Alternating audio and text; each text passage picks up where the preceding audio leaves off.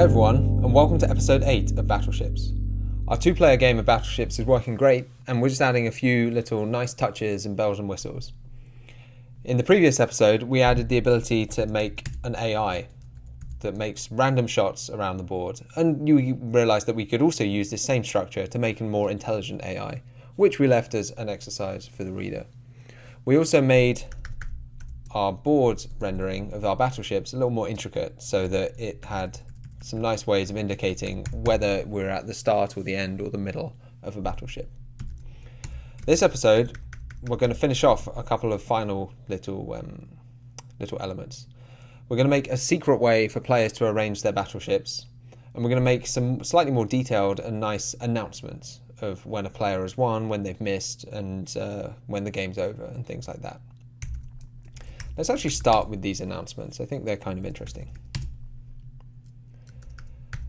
Let's think about what we want to announce. It's a little scratch file. We want to announce when it's your turn. We want to announce when you missed, when you hit, when you destroyed an entire battleship, when you've won. That might be it. That's enough to get started with. And one way of doing this, we could, and this would be completely reasonable, just add in more print statements like this.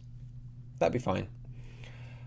But I quite like the idea of, with this principle that we have of separating out the different pieces of functionality of our program, I like the idea of wrapping up all of these announcements in a single place as well.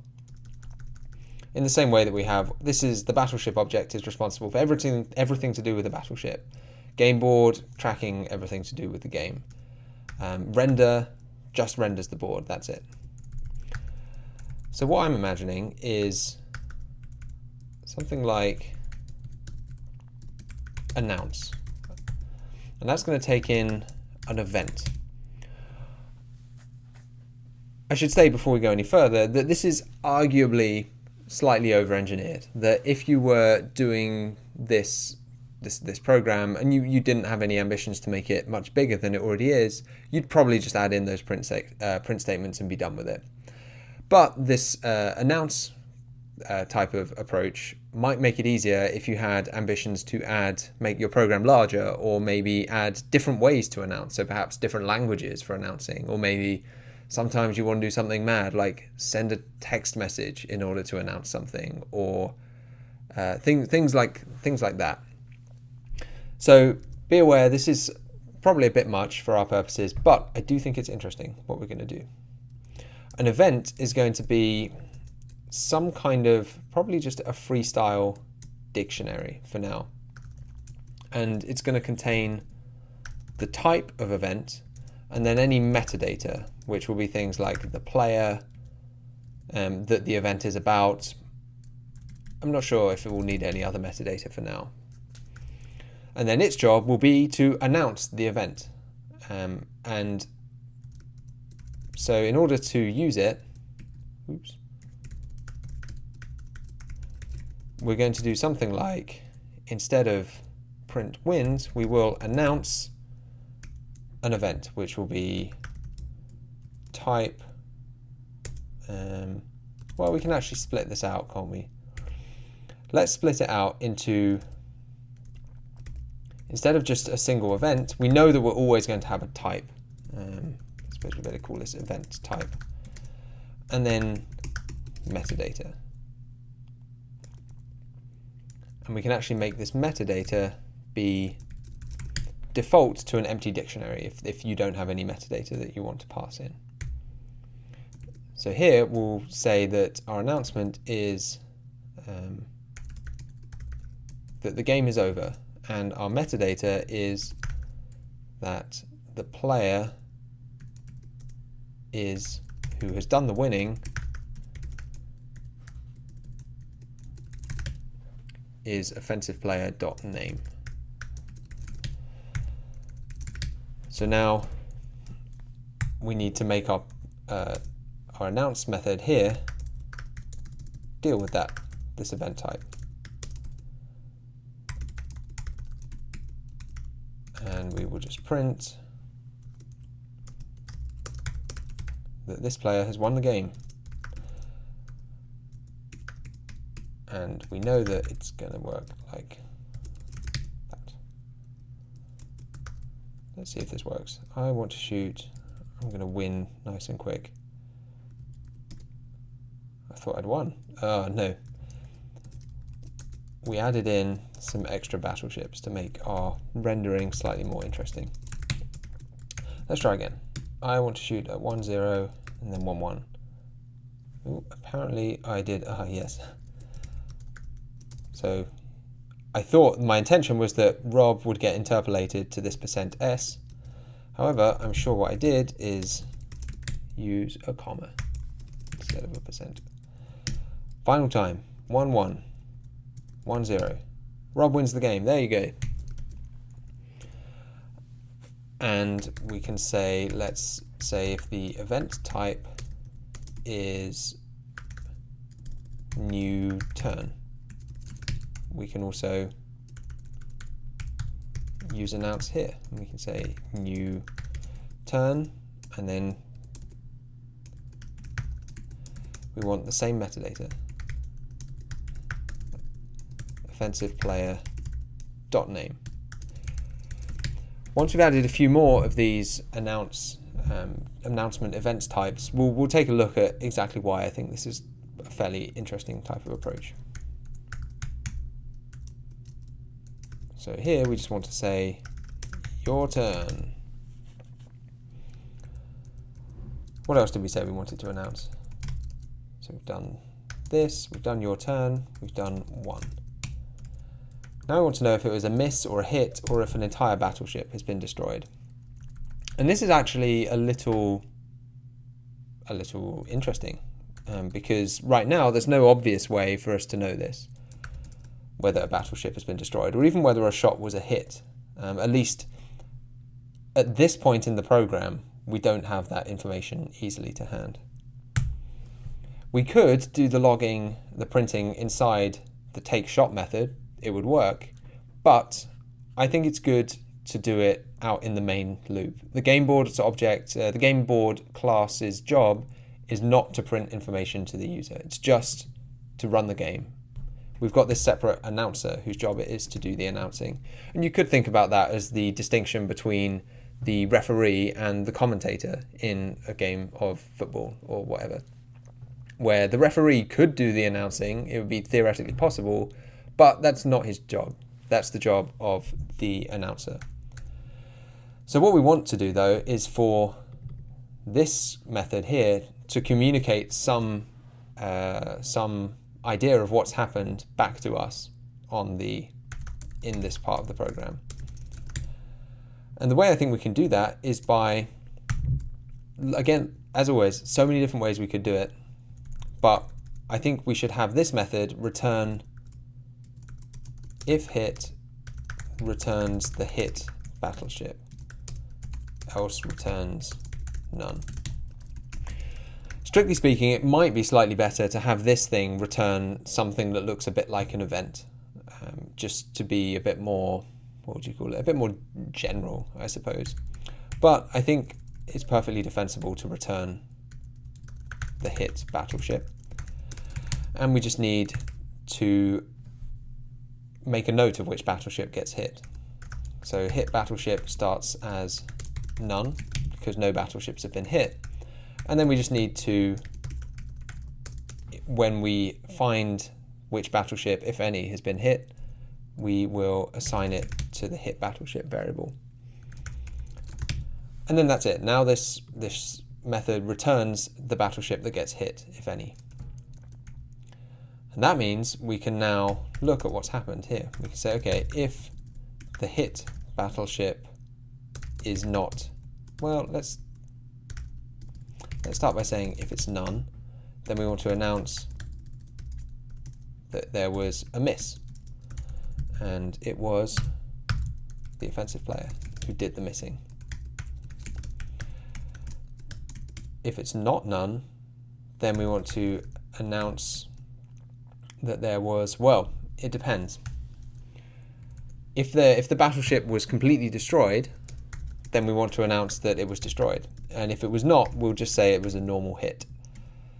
So we can use, which shows, this here shows some of the advantages of wrapping up this destroyed logic in this little method.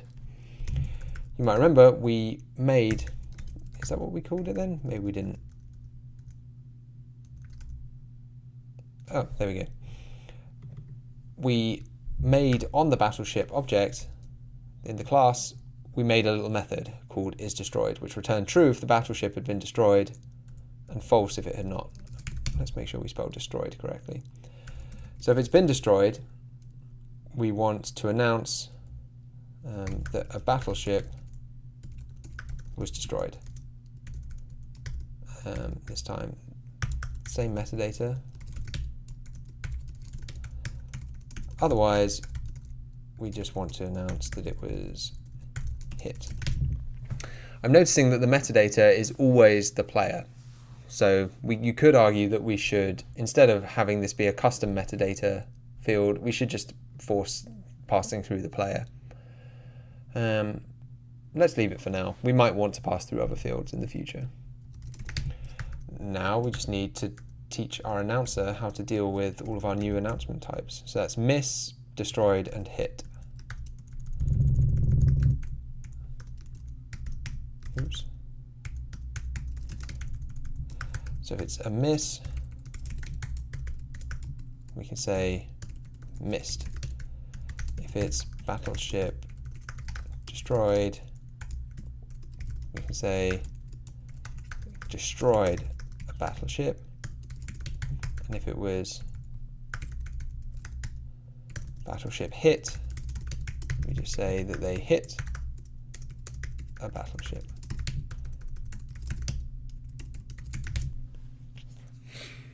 And then we can, it's always a good habit to add in a final default case. You could argue that since this is just the announcer, if someone passes in an unknown event type, we shouldn't freak out. We shouldn't completely throw an error and exit. So let's maybe just print unknown event type. And then we'll just print the event type. Let's check that this works. I want to shoot at file 44. I missed. Alice missed. I want to shoot at 1-1. Rob hit a battleship. Now I'm going to shoot at 1-0. Huh. Ah, that's good. So you can see that the unknown event type was because I typoed, once again, the word destroyed. The reason that I quite like this announcer is maybe best shown if we split some of this stuff out. Let's take all this logic so far and just put it in a run method like this.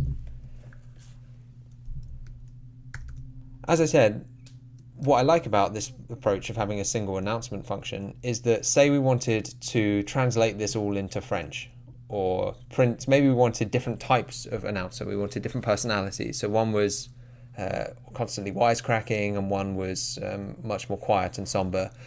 All we need to do is, in the same way as we had to implement these different functions that each returned different moves, here all we'd have to do is implement a new announce function that took an event type and some metadata and printed something, anything. The rest of our program does not care how the announcer does his job, or does their job, sorry. And that's a great property for your program. It's great if the different components of your program do not have to care how the other components work, because that means, as we've just seen, you can completely change how each of them works. Another example of this, just jumping away for a second, is the take shot method.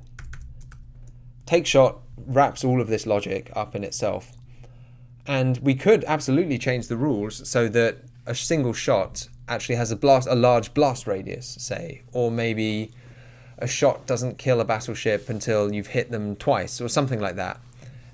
ooh, what have I done there? Because all that logic is wrapped up inside this take shot method, we can change it without the rest of our program really having to care much about what we've changed. And so now that I've wrapped this up in run, we can make it even easier for us to change how these different aspects of our program work by passing in the function that we want to do our announcing. So let's have a look at that.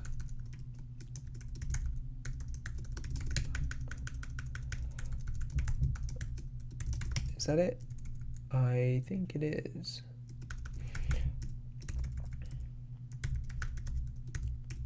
Let's say this is announce English.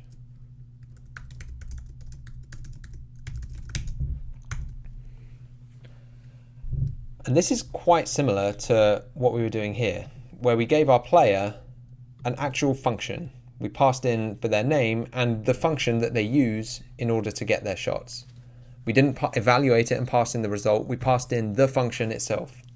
And we're doing the exact same thing here. We're passing into run the function, not the result of a function, but the actual function that we want it to use to announce the things that happen in the game. And then when we call the run method, we pass in which function we want. You could imagine that we have maybe a simple one is announce none, which takes in an event type and some metadata and does nothing. So it's just a quiet blank announcer. And then you can see, so where do you want to shoot? 1-1. It's always, the announcer's being very noisy and doing all this stuff. If we don't want any of that, we just pass in announce none instead. And you see it's now instantly very quiet. And we barely had to change anything. That was such a quick change because all of the functionality for announcing is wrapped up in a single place. We didn't have to go around in each of these different locations saying, well, okay, if be quiet, then don't log and things like that. And same thing, we could make announce French or announce via text message, all these kinds of crazy things. And all we have to do is change a single function. And whilst we're at it, this is all, again, I get it, it's kind of overkill. We could do the same thing for our render function because there's no reason why we shouldn't make render just as configurable. So instead of, let's rename this to be render basic. So instead of just using the default render function, when we run our game, we can choose which announcement function we want it to use and which render function it uses.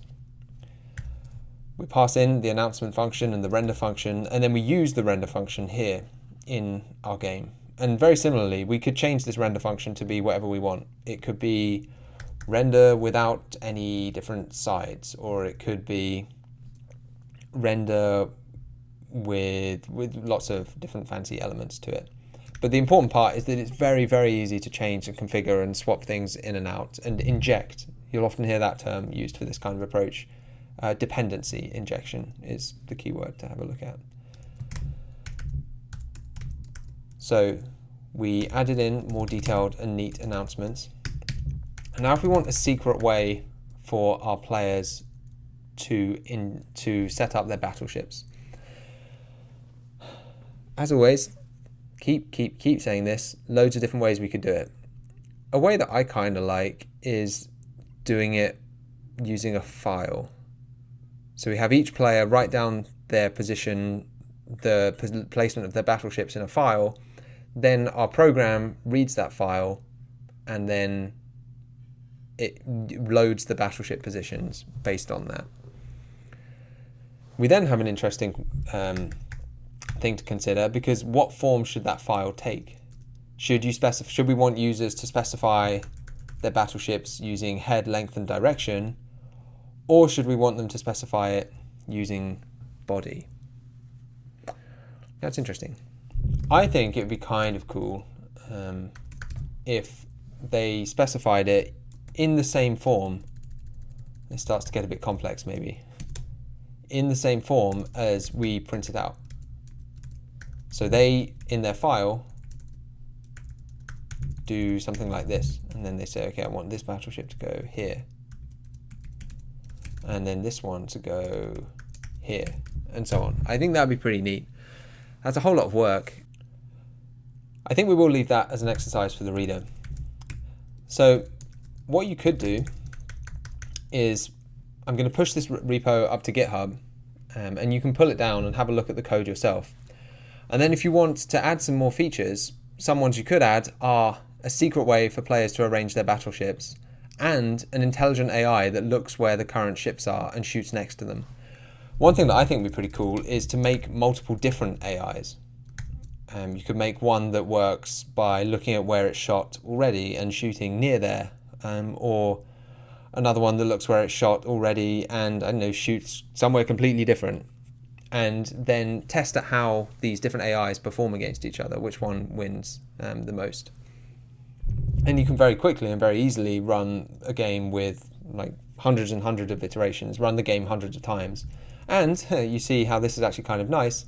If you're doing that, you could make a render none function, because you don't want it to spam your output on your terminal with loads and loads of output for your computer playing itself 100,000 times. So if you make a blank render function in the same way our announce none function is blank, then you can very quickly and very easily turn that off for yourself. I think that's all the code that we want to write.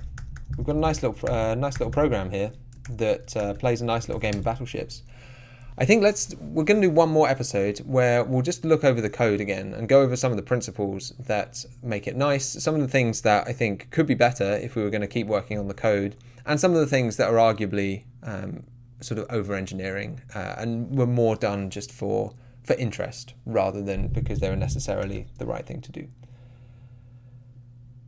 So that's all for this episode. I will see you for the next final episode.